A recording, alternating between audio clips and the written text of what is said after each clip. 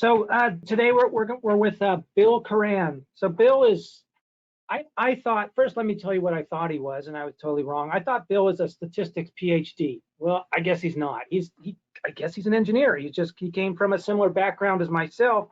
He started in performance contracting about the same time as myself in the mid 1990s. You worked for Honeywell, is that right, Bill? I did at one point in time, yes.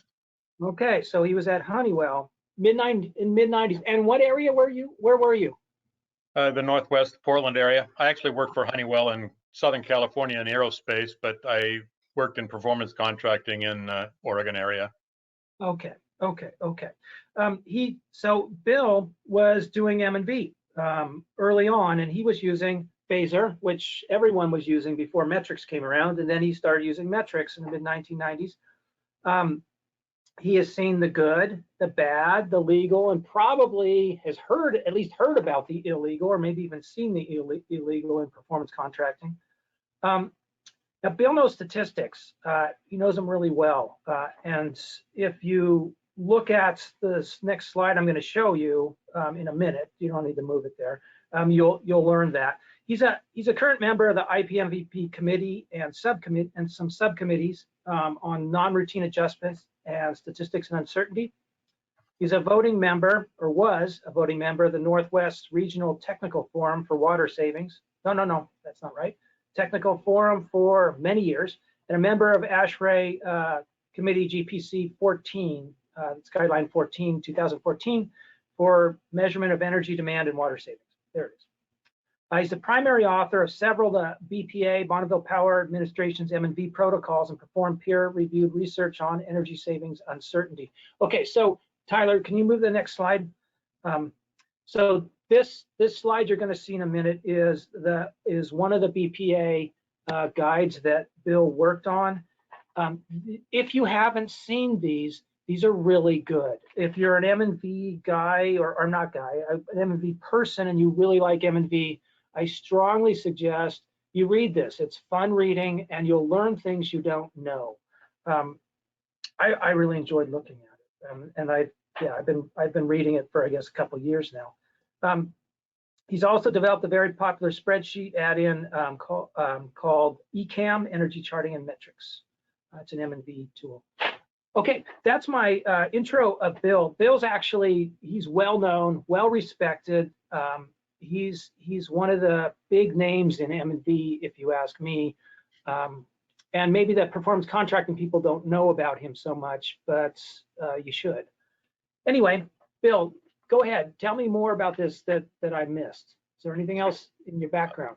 Well, I'd just like to point out that the regression for M&V reference guide and some of the other BPA documents were updated. It was something like 2013 or something when I wrote the original ones, and they were updated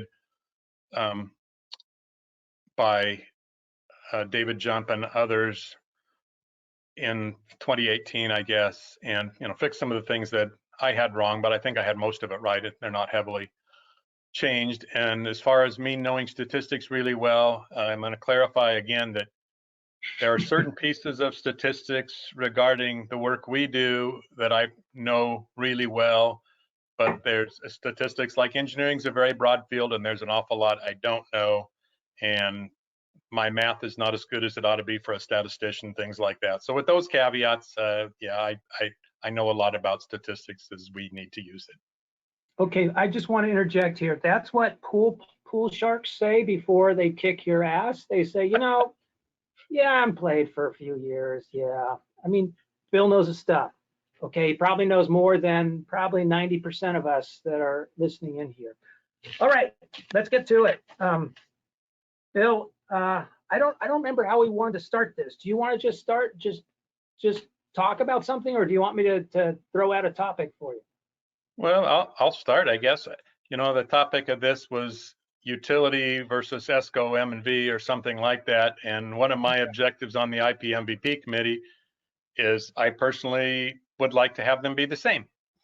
And so you have, I think, a disagreement with that they are fundamentally different. And I think that if IPMVP, if we do our work right, they don't have to be fundamentally different, and they can be consistent, and it becomes contractual questions about how to address the things that ESCOs run into that might be different than what utilities run into. So All I'm right, well, disagreeing with our premise. yeah, because there I totally disagree with you completely. All right, then good. So then let's start with that. So this is just how I see it. The ESCO people, so I consider myself one of them. We have engineering backgrounds more so, and we are looking at, basically we do M&V because we want to see how much was saved.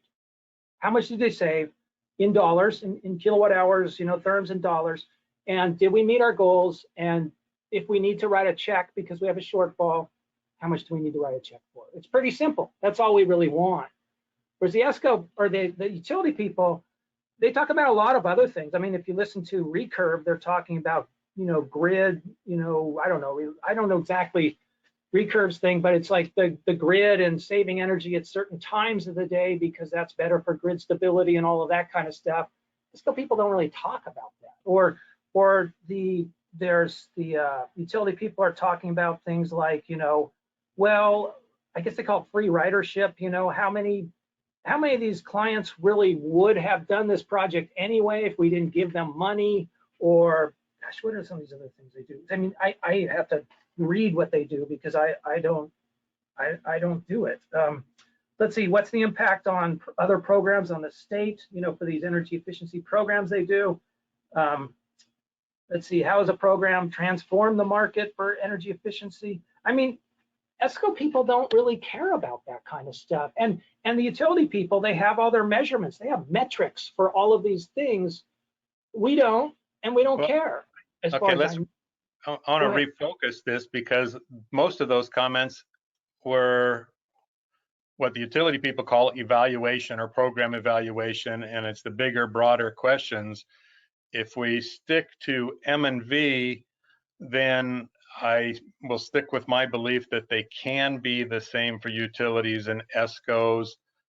And then we get to the things that are contentious in trying to get them the same, that a utility or some types of ESCOs might only care about savings in aggregate for their program.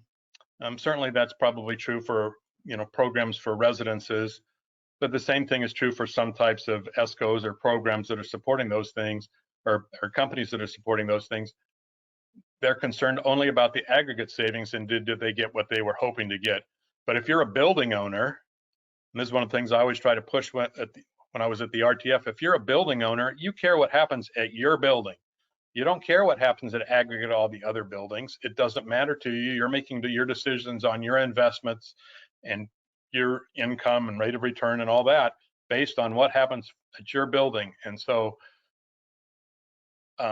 keeping the level at a single building or a single owner, then I still think that the utility M&V and ESCO M&V can be the same. I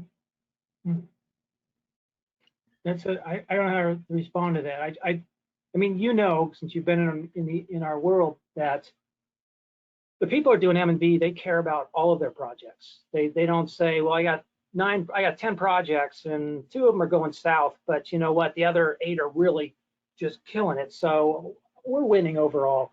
I don't think they look at it that way. And I think maybe I'm wrong, but I think they look at it like, I got 2 problems and I got to really fix these. They want everyone to work. And I mean, in utility programs, isn't it a little different where it is aggregate? That's more, at least that's what I read, that's really what they care about. It's like, no, overall, it's working really well. I mean, yeah, we have a few losers, but it's working. No? No, I agree with what you just said. And I think it still makes sense from the building owner or, building or the owner that they want all their projects to succeed because that maximizes their return. They made some investments. They expect return on each of them. They don't expect some losers and some winners in general. And that's probably not always true, but if they make an energy efficiency investment, you expect it to provide value to you. Okay. Well, can we move on to a different topic? How about uncertainty? You know it's coming. Okay, so this is my something that I don't know when I thought about this, and I'm sure a lot of people thought about this, but you know, there's a lot of writing about and thinking and calculating about uncertainty, fractional savings uncertainty, and all of this other stuff.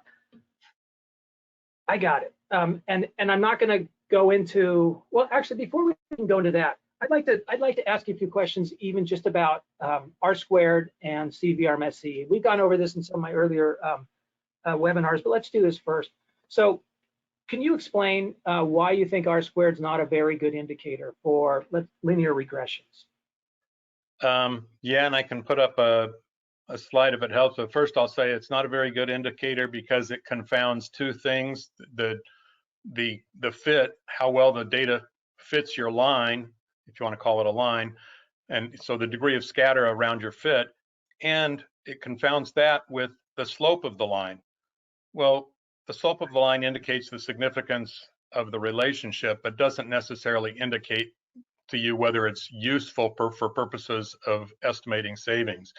And so that the slope is important because you care about whether that independent variable is important or not. But generally, we know that energy use is related to outside air temperature, for example, with few exceptions. And so we know that that variable is significant. We don't need to have an R squared that tells us that the slope is above a certain threshold or that the R squared is above a certain threshold. And requirements for thresholds on that, you can have cases where you have a really great fit, but the slope's a little lower than another time where your fit is not near as great, but the slope is steeper and it has a higher R squared, and one passes a pass-fail criterion and the other doesn't. And I've got a slide of that I can show if people are interested in that. Oh, Tyler, can you make that happen? Yeah, Bill, it should pop up on your screen saying that you can share your screen. I sent you control. Okay. While he's walking around, I'm going to interject a little bit, and that is, oh, yeah, so he's clicking around. So basically, for some of you that don't know this, and some of you do, if you have a slope that's, let's say, not as steep, you're going to have a lower R squared. And if you have a steeper slope, you're going to have a higher R squared. That's what Bill is, one of the things he's talking about. Go ahead, Bill. So this is not great. It shows an R squared of 0.68, but you can see you got a really tight fit. And if you fit a line through there, you've got a really good relationship. But the R squared is 0.68. So if you had an R squared of 0.7 or 0.75 criterion to be able to use this model, you'd say you can't use it. Right. Well, that's kind of silly. And so if we look at this next one, here we have a wider scatter. It's not as good a fit. We've got a lot more scatter involved, but it's a steeper slope, and R squared is 0.75. So it would pass a criterion.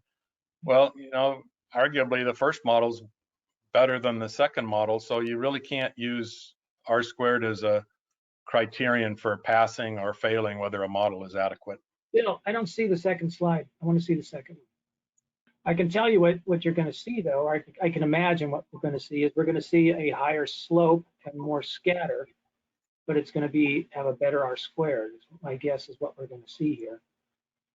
All right. So basically, I think that the point is with R squared is if you have a slope that is not steep, so that would be something like San Francisco or Honolulu, where the weather's kind of the same all the time, you might have a really good fit where all the points are pretty much close to the fit line, but your R squared is not going to be very good.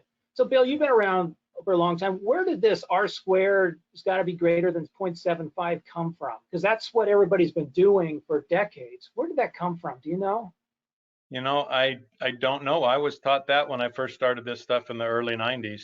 And I know that there's numbers of us in the IPMVP committee and elsewhere now that are reiterating that should not be used as a pass-fail criterion. And I think some of the more recent rules state that, like for NMEC in California and elsewhere, I know some of the stuff I've written for Seattle, that they say not to use it as a criterion. It can be used as something for comparing between models, perhaps. but not as a criterion. It's a suggestion and not a pass-fail. I Okay, don't know so- where it came from originally. So then that's not a pass-fail. So now we have CVRMSE. CVRMSE is a measure of the scatter, or how far the points are from the fit lines. And so, you know, a small CVRMSE, let's say you have a CVRMSE of 5%, it means that the average point's about 5% off of the fit line. And that's good. And so what's the ASHRAE 14, they had a kind of a complicated way of explaining what your CVRMSE should be, because it depends on how many bills in the post retrofit and all of this. But assuming you have a 10-year performance contract or something like that, then you need a CVRMSE of 25 or less. Isn't that right? It depends on what type of model you're using. I can't say specific CVRMSEs because monthly, daily, and hourly models are all different. That's right. And you're making a different number of predictions. You have two things with the averaging effect of using a monthly model. Your CVRMSE will always be lower, but you're making a lot fewer predictions in the future for your 10-year contract than you would be if you used a daily or hourly model. And so the averaging effect of making multiple predictions becomes less. With the monthly model, you don't get the same averaging effect after the fact. And so you kind of have to look at the whole picture and look at the fractional savings uncertainty or the relative precision in statistics terms to determine what's adequate and what's good enough. Okay, we'll get to that momentarily. So I believe, and I could be wrong, and if I am, yeah, I guess someone will tell me probably in the questions, or Bill will correct me, but I think that if you're doing monthly and you have more than 5 years of data, then you just need a 25% or less CVRMSE, and they're saying that's acceptable. At least that's what ASHRAE 14 said. That's my understanding and my remembrance of this, and I could be wrong, but I'm pretty sure I got that one. And so so CVRMSE is a measure of scatter, or how far the bills are from the fit line. Now, let me correct that. That CVRMSE is actually the scatter relative to the average Y value. It is from the deviation of the fit line from the fit line divided by the average Y value. So just to be clear, so it is deviation from the fit line. You're right. Okay. So what I guess we can conclude, or maybe we can agree on, is this. You know, people in the ESCO industry do need some kind of criteria of, is this regression model, let's say we're doing an option CM&V, is this regression model any good?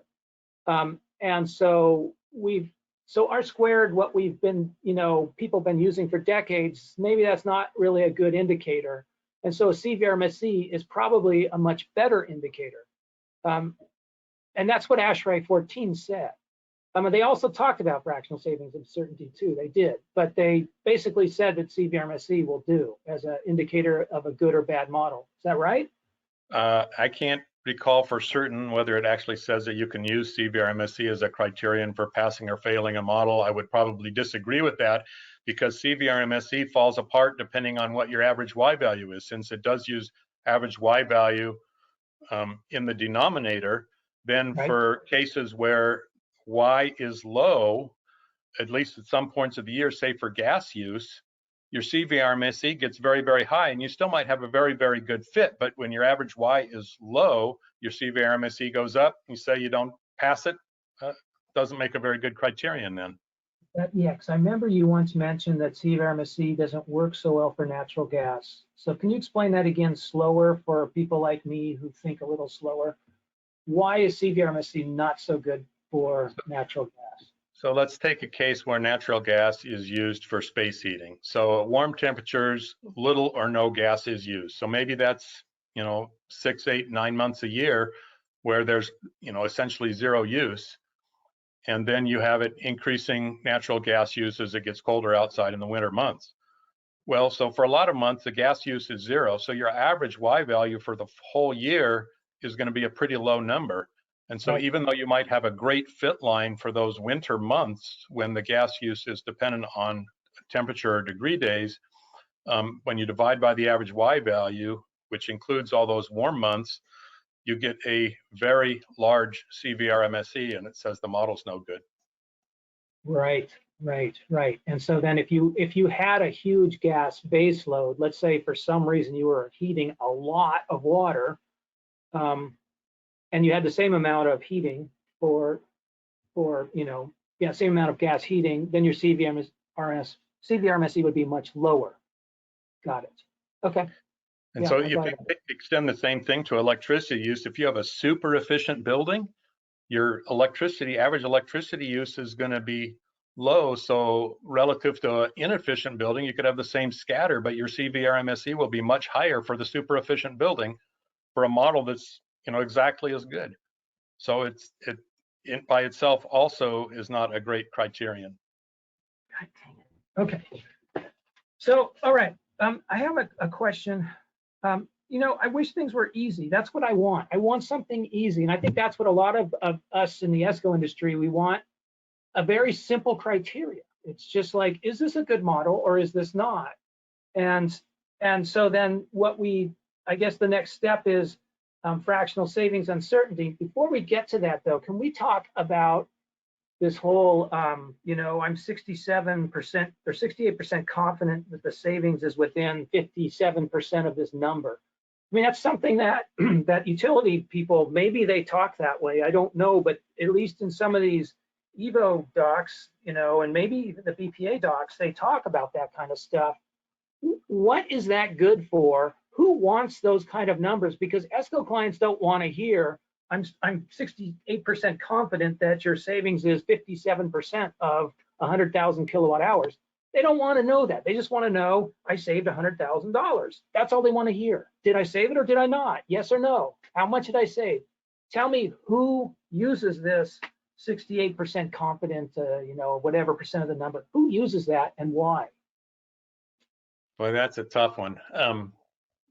I think people that want to know the truth as much as possible use it, but it does get into questions that people don't want to ask, or people can't answer, or not everybody can understand, or people don't want that. It's not part of their role to take the time to understand that, and it doesn't belong everywhere. I fully agree with that. But the important thing is we're talking about quality of models and uncertainty. Can we believe the answer we're giving somebody? And so that goes back to that quality of the model, and we have to then get into a fractional savings uncertainty or a relative precision of our savings, which is expressed in those kinds of terms. I would probably simplify it by just having contractual agreements up front as to what sort of confidence level is used, and then just use the straight flat out savings and not discuss it beyond that, and people can come to an agreement. Oftentimes in contractual discussions beforehand, when an owner might have a third party representing them and getting some of that kind of stuff established, and then it's agreed upon beforehand, and you don't discuss the uncertainty in the savings estimate after that. You just use the hard number. But the only look, I only know so much, but from my limited perspective, it seems the only people who talk about uncertainty are people who are really well versed in statistics. And a lot of owners' representatives are not, and a lot of owners are not, and they don't want to be. And so I don't see that discussion happening, at least not in performance contracting. I mean, look, I could be totally wrong here, but I just don't see that. I mean, so if that's true and we don't know who's using this, why is this even in the literature? Why are people going there? Because we need a decent way of knowing whether we can believe the savings estimated by these models. Taking a slight left turn here, you and I have had conversations, and others have had conversations about that we're imposing greater requirements on option C methods than options A, B, or D methods, and that we can calculate uncertainty. And to continue the debate here, I guess I would say that that's a feature, not a bug, in that we can actually know with option C methods whether we really know the savings or not, whether with some of these other methods, because we can't know the uncertainty of them, somebody comes up with a number, we don't know if the number's any good or not. With option C, we can actually establish whether that number's very good or not. And so, I'm kind of turning the question around, that we know whether the number's good or not. The other ways, we don't even know. So maybe it's a good thing we can do these things as long as they're not used as an impediment to option C. It's a benefit to option C, and we're all learning more all the time, and perhaps there's a way we can communicate that this is a way we really know the savings. We're actually measuring the savings. We're not doing somebody's calculations that might be reviewed, but they're not verified. There's no way of tying them well to the actual data, whereas in option C methods, we can tie it to real data. Okay, so to me, Bill, this sounds like metaphysics, and this is like, look, we have these 5 senses, but really there's a veil between my senses and the real world. I don't know what's really out there. I just know what my eyes see, and my brain filters it, and I think that this is what I perceive, but I have no idea what's out there. But you know what? Metaphysics and philosophy is not useful. We need to live a day-to-day life, and people have just kind of realized, like, yeah, we don't know what's really out there, but we just assume that our eyes work and our brain filters things right, and we just take it from there. And that's kind of this whole idea of uncertainty and is this model really right, is kind of like saying, is what my eyes see really what's out there? Because bumblebees see things differently. And so I don't think that's useful. I think that's just metaphysics. And that really we should just get down to, I just don't see the value of it. And maybe that's why the ESCOs don't, maybe they see things similarly to me, but that's just how I see it. Well, I think there's a place where things, when there's industry standards, let's say like Guideline 14 or IPMVP. IPMVP's historically been a framework and not a prescriptive thing, set of documents for telling how to do things. But if we have an agreed upon equation that's still simple to use, then I think an ESCO can just say that we're using the industry accepted equation for estimating savings and uncertainty, and we're going to pick the middle value. We're not going to include the uncertainty and the savings. It might be a little bit more, a little bit less, but this is agreed upon way of approaching it industry-wide, and we will use that. The other thing that I always have tried to do with any of this, when it gets a little bit esoteric or confusing with the math or statistics or uncertainty, all this stuff, is pictures. And when we can show good graphics that show the use before relative to outside air temperature, whatever it might be, and the use afterward, then there can become an agreement or acceptance of the results. Okay, I want to go back to what you just said. That you said that the ESCOs can just say, look, this is what the authorities, this is what they've kind of prescribed, this is the way things work, and we're doing it. Okay, so we're going to go this way. The problem is that the authorities are getting more and more metaphysical. They're getting more and more out there in that statistical realm that doesn't really deal with reality of, look, this is what I saved. It's just getting out there, and I don't see any reason for it. And so if the authorities are going farther and farther out there, is that going to have to drag the ESCOs that way? Or are the ESCOs just going to be, are people, let's say from the utility sphere who actually maybe are, using all this fancy, metaphysics, are they going to look down on the ESCOs and say, yeah, I mean, I've actually heard us being called dinosaurs, by utility people. And maybe they're just going to say, yeah, they do things that don't make any sense. And they just kind of, they're just cowboys and they don't understand anything. I mean, are they going to end up discrediting us? I mean, do we have to follow this as it gets more and more complicated? I don't see the value of this. Well, I'll go back to the value being, from the ESCO's viewpoint, not a lot of value. From the building owner's viewpoint, they need to know whether these savings numbers that they're going to be told they achieved by the ESCO, that they're believable by some fashion. Whether that's using statistics or pictures or what have you, they need to believe that and trust that.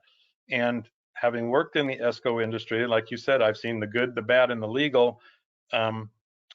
When projects don't go well, there's pressure on the ESCO to say they need to make their numbers, or to come up with non-routine adjustments, this and that, to say that their savings were actually achieved. And so, you know, there's lots of stories and lots of truths where savings weren't achieved, and things get contentious. And so the more we can specify, without adding too much complexity, but specify how things will be done, and this may include uncertainty, so somebody can actually believe what they're being told by the ESCO and they can see the results, and then have that contractually stated, it makes things more secure for the building owner and hopefully doesn't impose greater work upon the ESCO.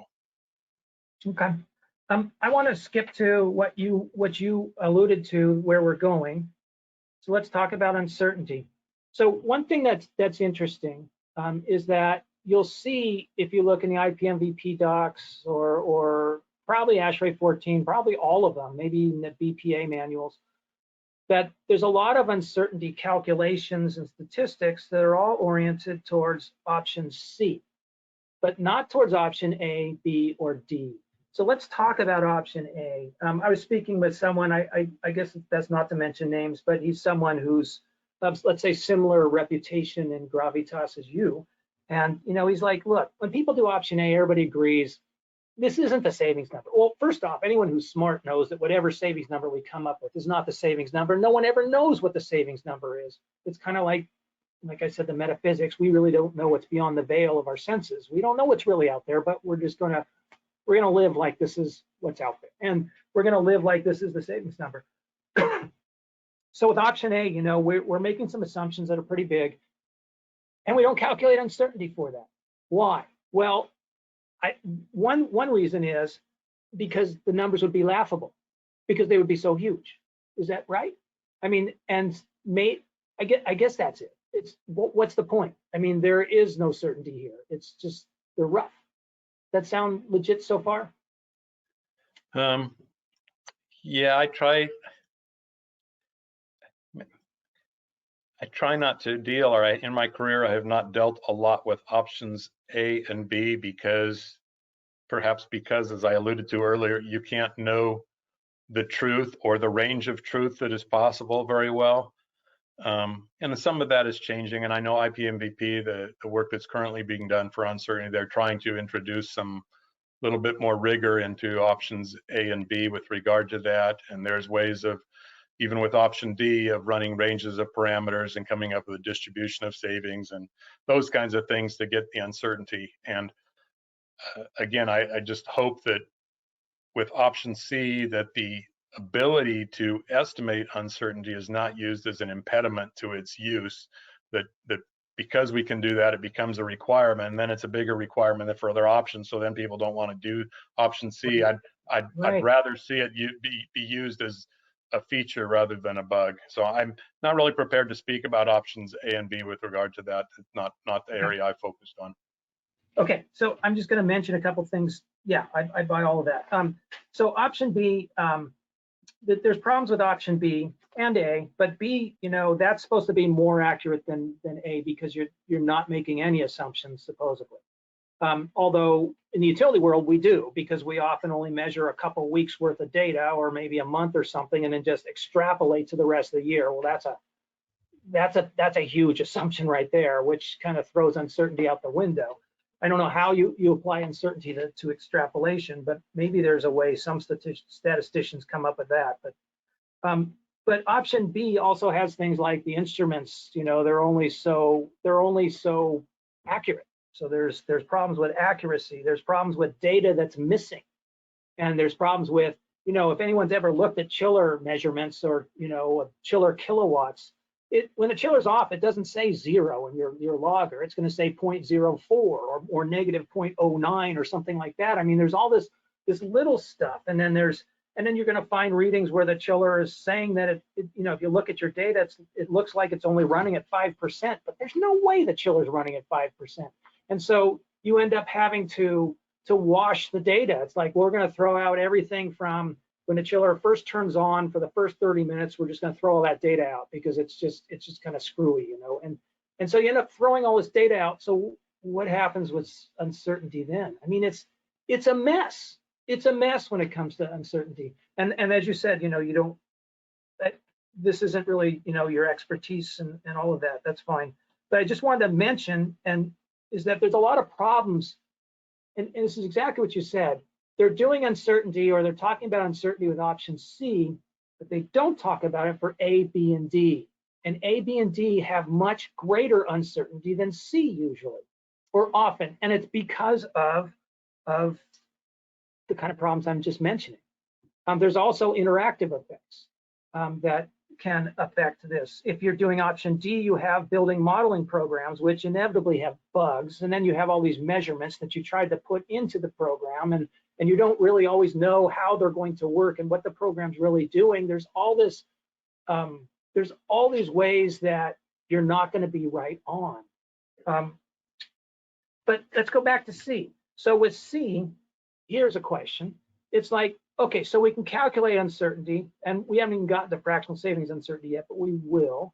But let's say you calculate uncertainty or whatever, and we decide option C, this is a good fit and all of that, and we really worked hard to get this number, you know, whatever's the statistic, metaphysical number, and so then we end up with a non-routine adjustment. Well, how are you going to calculate uncertainty on that? And that ruins everything. It's like, you know, in every meter you do, you got a really good chance you're going to have a non-routine adjustment over a 10 or 20 year period on that meter. So what's the point of calculating uncertainty in the first place if you're going to end up throwing in all this uncertainty with your non-routine adjustment that's coming later? Well, I'll acknowledge that that is a challenge and an issue, but there are, particularly with the high frequency data, that we can do estimates of non-routine adjustments in a very similar fashion to the overall option C savings estimate, where we have a model and the estimated uncertainty associated with that model for the non-routine adjustment itself.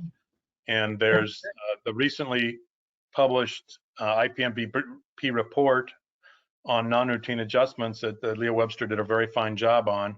Has some methods for that there, and I did some earlier work for BPA that covered some of that and data analytics for non-routine adjustments. So we're moving there in the industry to be able to do some of that, because that is one of the biggest issues with regard to using option C, and especially using option C long term.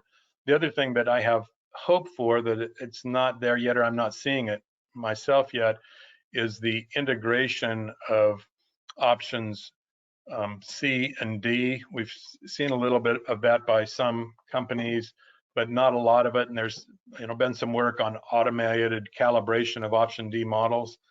And kind of another slight turn here, but with the option C models, I've kind of always believed in models that have physical significance, that they're based on the physics of the buildings when you pick the form of the model. And when we add option D to that, it kind of takes that to another level, where if we actually have very well calibrated option D models, then we can estimate our savings with the option C, but use the option D that has very closely matches the option C model, and use it for our non-routine adjustments. We're not there yet, but I think that's where things can go and probably will go over the next several years or more. Yeah, I think that, I mean, using option D or using models is the best, definitely the best way to come up with non-routine adjustments. At least that's my belief as well. It's so much better than a spreadsheet, usually. I agree. Let's see.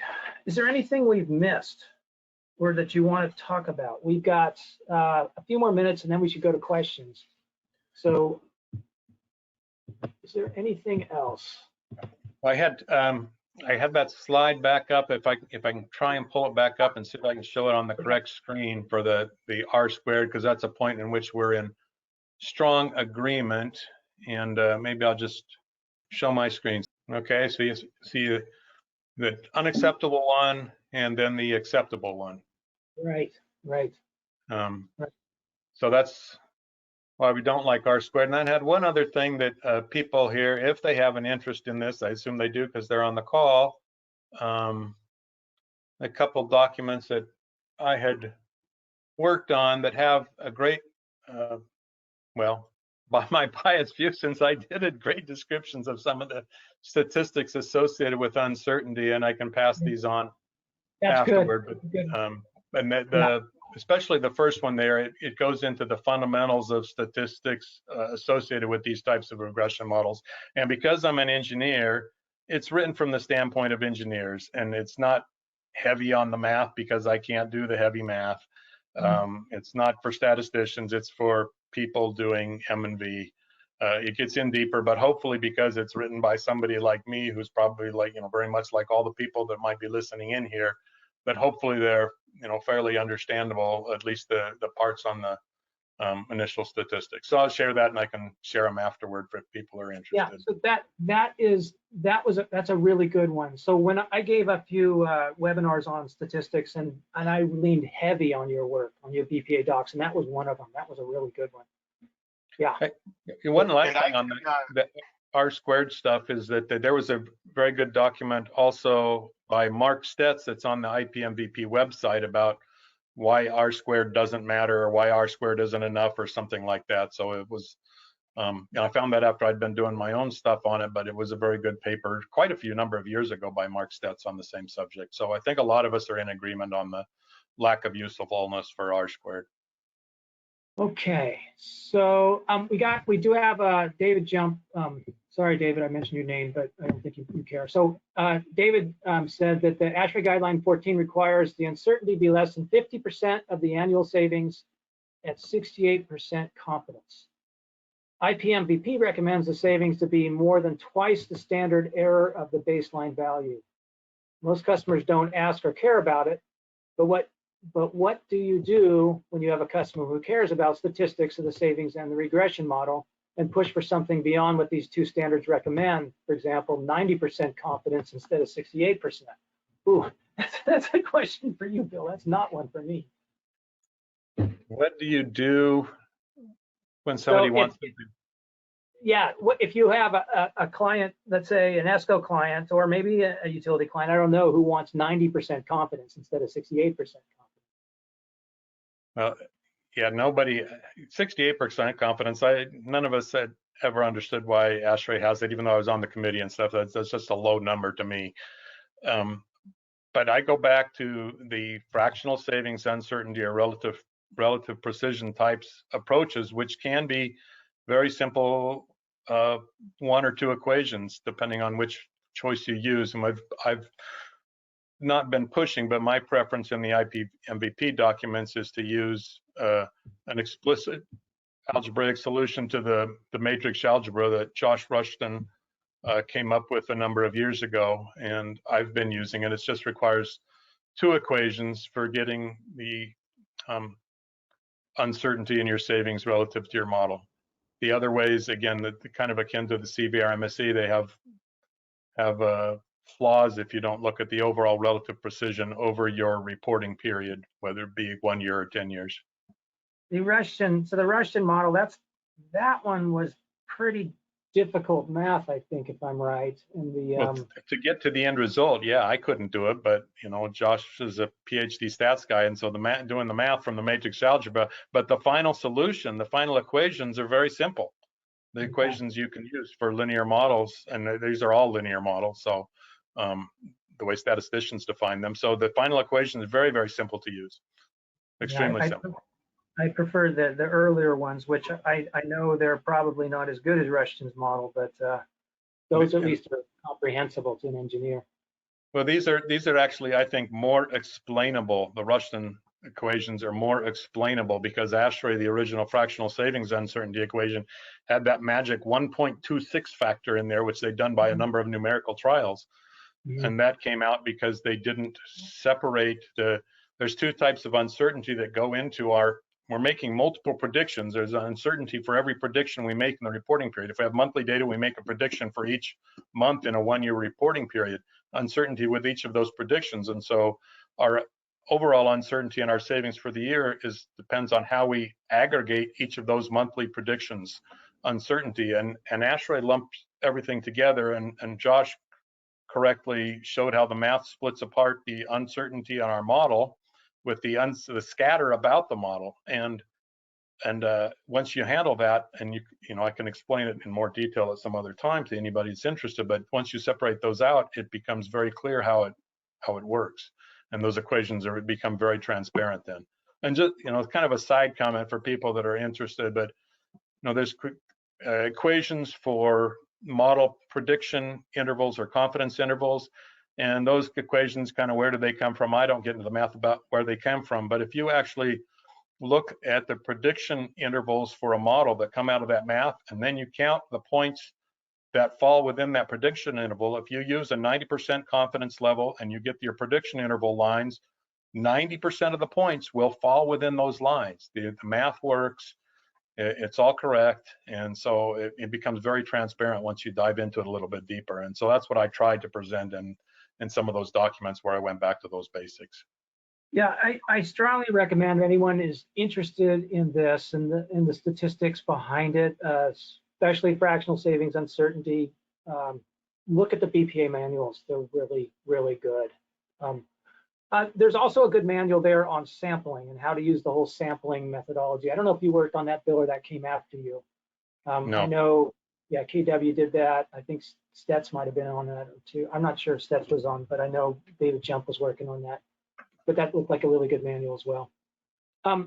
Okay, so I think we might be out of questions. And if is that it for questions, Tyler? I think so. I thought we'd get a whole bunch of them, but I guess we don't. So yeah, I think the majority of the stuff that was in the chat box was a lot of commenting throughout. Okay, yeah, there are questions. I'm sorry. So there's what was Bill's spreadsheet tool? It's called ECAM, ECAM. Steve Cromer talks about it quite a bit and maybe all the instructors do in the IPMVP. No, what is it called? The CMVP training. He goes over it. And if you are interested in that, you can send us an email and we'll send you information about that. Another comment: no mistakes in the BPA regression guide found, Bill. Oh, no mistakes, Bill. Hard to believe. Industries, let's see, compared to, okay, I don't know, hold on a second, let me see what this is. No, I don't got that one. So one of these, a couple of these, oh, someone couldn't hear me speaking. Tyler, you heard, oh, he heard me, okay. What about using R-squared to determine which meter is weather dependent and which one is not in a multi-meter project? Which threshold would you use? So, yeah, I mean, you could just do that by just looking at a picture and seeing which one has a slope and which one doesn't, or which one has scatter and a slope and which one doesn't. I don't know if you need an R-squared. Does that make sense? Have a building with a couple meters and one meter has a chiller plant on it and the other meter doesn't, and we don't know which is which, so you just do a regression on both, or you try to, and one of them has a slope, a bunch of points around the slope, and one of them, well, I guess it maybe has a slope, but we don't know. It wouldn't be as steep, that's for sure. I don't even have a preference. You could use, if it's easier to just calculate R-squared and see what it is. If it comes out near zero, assume there's no dependence on that variable, or you can do, I'm more likely, I like to visualize the data, so I'm more likely to use the chart, but whichever is your preference for your work process, it doesn't kind of matter to me. Here's one. Why not use a two-part regression line to adjust for winter versus summer? I want to answer that before you do, Bill, because you do two-part regression lines. So if you're using cooling degree days, that takes care of the whole two-part thing, because there are no cooling degree days. Let's say, yeah, there's no cooling degree days in the wintertime. So it works. It all can be a one linear. You only need one line. If you're doing temperatures, then all of a sudden, I think you could use two regression lines, one for winter, one for summer, or three, or whatever. Bill, do you want to address that? Yeah, I think I agree with everything you just said. So I guess the side thing is, so degree days make sense when you're using monthly data because it aggregates the various temperatures. You can't just use average temperature in the month. Well, actually, You can, in most climates, it doesn't make any difference. You can use average temperature for the month, but then you do have to model the whole year together, and you need two separate lines, one for cooling and one for heating, and you have a change point in between, just like you have a base temperature for degree days. If you're using daily or hourly models, then there's no value to degree days because you're not aggregating anything over the course of the month or something. But in ECAM, we have, you know, 2 slopes or 3 slopes, different types of models that can be used. That's a good answer. That's a really good answer. Is uncertainty used in disputes in the ESCO industry? Oh, that's a great question.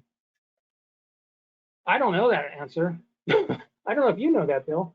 I don't know that answer. I think that would really help us in our discussion. Somebody should have asked that question before this. But I'd be curious to say who asked the question and who has an answer to that. That would be great to know. I've got an answer for that because I think some people online probably do. We have time for them to type it in. We'll get to it and we'll answer it. As David jumped, he asked the question. Okay, here's one. Fundamental engineering and scientific reporting. Dang it. Yeah, I'm not going to mention your last name, but Steve, I don't understand a lot of what you're typing. You only type like half a sentence, and so I don't know what you're getting to. Okay, so here's one. Financiers understand risk. Right. So that's actually where I thought you were going to go. So financiers and the bankers and those kind of people, they're into the statistics and the risk and all of that stuff. Yes, they're the ones. But I don't know if the ESCO people run into problems with uncertainties and all of that stuff with the financiers. I don't know. I don't know. I don't either. And since I'm glad somebody brought that up, because I haven't dealt with the financiers since I was working in performance contracting, which was many, many years ago. And that was just for the few very, very large ESPCs, not for most smaller, you know, municipal or school district performance contracts. Okay. Oh, we got more. Yeah, I knew we'd get a bunch of questions. Okay, good. All right. What are the most used options in the ESCO industry? Well, I'll try to answer that one. It's not C, that's for sure. So the reason C was really big in the, I guess in the 80s, that's probably all they used. In the 90s, that was mostly what they used, except for lighting projects. But then the ESCOs started realizing, wait, they keep doing all these changes to the building and our savings is all melting away. And so there's all this risk associated with any performance contract if you're using option C. And so the ESCOs started staying away from C. I think Siemens was the first one to totally get away from it. They just said, we're not doing any more C. We're not doing it unless we have to. And the other ones pretty much followed suit. And so there's not a lot of ESCOs that primarily do option C.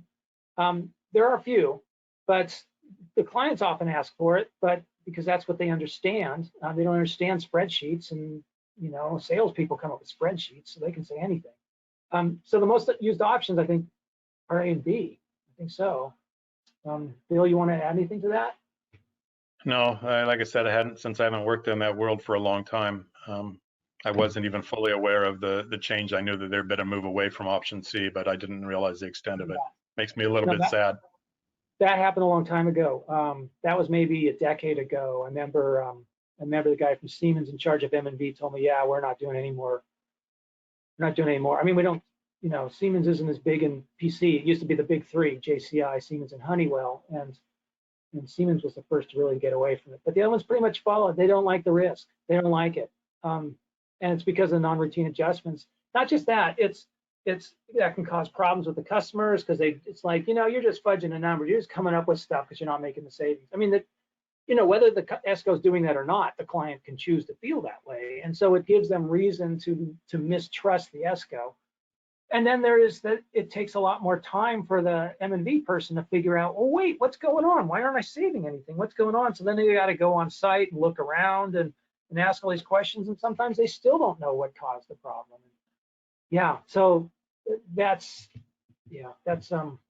problematic. Well, and unfortunately, I think that obfuscation works both ways. That sometimes there's entities, public entities, that are happy to not have the transparency of an option C that shows what savings they were achieved because they had certain objectives they wanted to get done, and then they could finance it via this performance contract. And if it didn't achieve its savings, it's not as obvious and they get their money to do their projects somehow. So Yeah. I think the obfuscation works and can work in favor of both the ESCO and the entity that's on the other side. And I don't like it in either case. It makes me sad.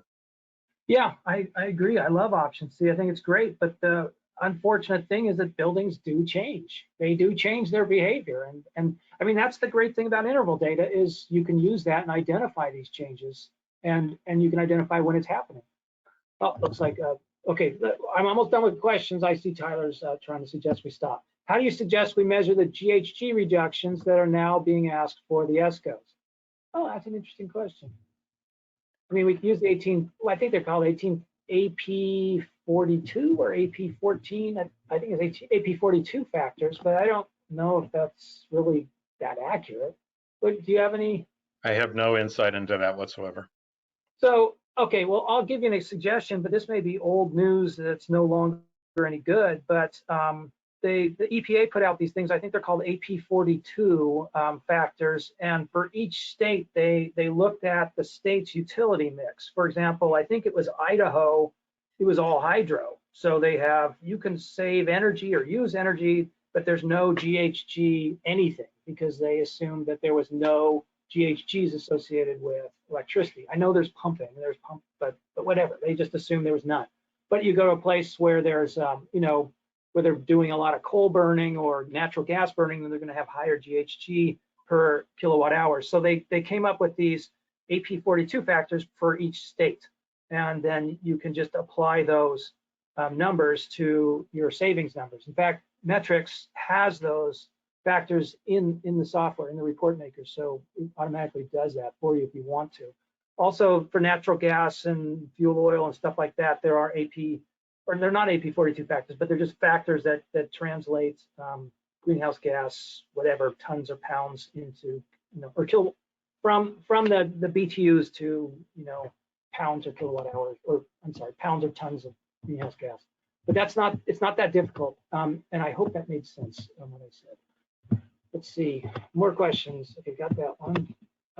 These are good questions. That's why I'm continuing to answer them.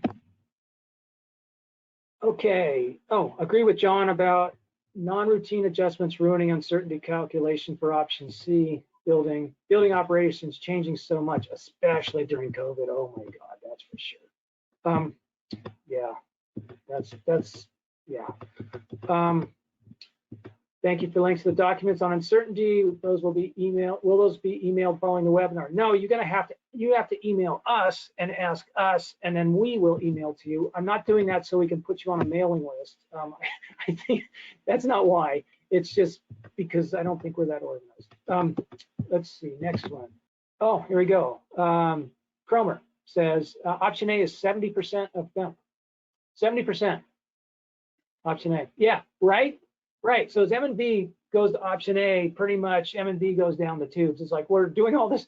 You guys are doing all this work on M&B to make it better, and they're going to the simpler and simpler options that aren't even measuring, and then we really don't have a damn clue what savings is being measured, and then people don't trust performance contracting anymore because they see these reports that aren't really measuring reality. Their utility bills are going up, but they see that they have savings, and